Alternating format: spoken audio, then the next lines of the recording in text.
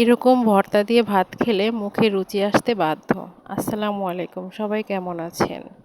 আজকে এমন দুইটা ভর্তা দেখাবো যেগুলো দিয়ে ভাত খেলে মুখে রুচি ফিরবে খুব অনায়াসেই। একটা হচ্ছে মিষ্টি কুমড়ার ভর্তা আর একটা হচ্ছে আমড়ার ভর্তা, কাঁচা আমড়ার ভর্তা। মিষ্টি কুমড়াগুলো প্রথমে আমি এরকম খোসাসহ ভেজে নিয়েছি। ভেজে তুলে রেখে তারপর আমি 4-5টা কাঁচা আমড়া নিয়ে নিয়েছি। এগুলো টুকরা টুকরা করে কেটে মাঝখানের আটি যেগুলো সেগুলো ফেলে দিব। তারপর সামান্য তেলে এগুলা ভেজে নিব যতক্ষণ না আমড়াগুলা সিদ্ধ হয়ে যায়।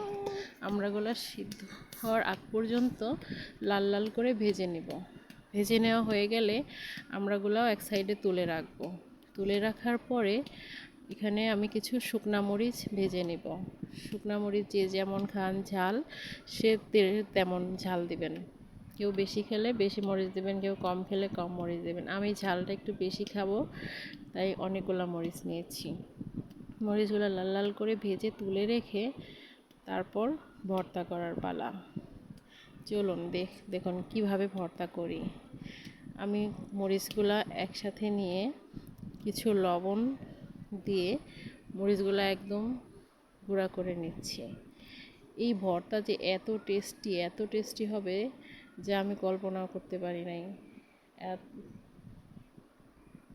বাসায় যা রান্না হয়েছিল মাছ মাংস এগুলা খেতে ইচ্ছা করছিল না। অনেক সময় আছে যে মাছ মাংসের প্রতি অনীহা চলে আসে, খেতে ইচ্ছা করে না, তখন আপনারা এরকম ভর্তা ট্রাই করে দেখতে পারেন। বিভিন্ন ধরনের ভর্তা মধ্যে এই মিষ্টি কুমড়া ভর্তাটা আমার খুবই প্রিয়। তো আমি এখানে যে মরিচ পেঁয়াজ বেশি করে পেঁয়াজ দিয়েছি। বেশি করে পেঁয়াজ দিলে ভর্তাটার টেস্টটা ভালো হয়। অনেকটা সরিষার তেল দিয়ে মাখিয়ে নিয়েছি। তো আমি মিষ্টি কুমড়ার ভর্তাটা আগে করলাম আর আমড়া ভর্তার জন্য কিছুটা তুলে রাখলাম। তারপর আমরা ভর্তা করব। মিষ্টি কুমড়া ভর্তাটা তুলে রেখে আমরা ভর্তা করব। তো আমড়া ভর্তা আর মিষ্টি কুমড়া ভর্তা হয়ে গেলে খেয়ে দেখার পালা। এগুলো যে এত টেস্টি হয়েছিল কি বলবো, এত টেস্টি হয়েছিল যা কল্পনার বাইরে। আপনারা ট্রাই করে দেখতে পারেন আমড়া ভর্তাটা আমার খুব বেশি মজা লেগেছিল আমার কাছে। তো এই যে আমার ভর্তা রেডি। ভর্তা দেখুন কত সুন্দর লাগছে। তো আমি তারপরে লেবু নিয়ে ভাত নিয়ে বসে গেলাম খেতে। খিদায় পেটে চোচো করছিল, কি আর করা।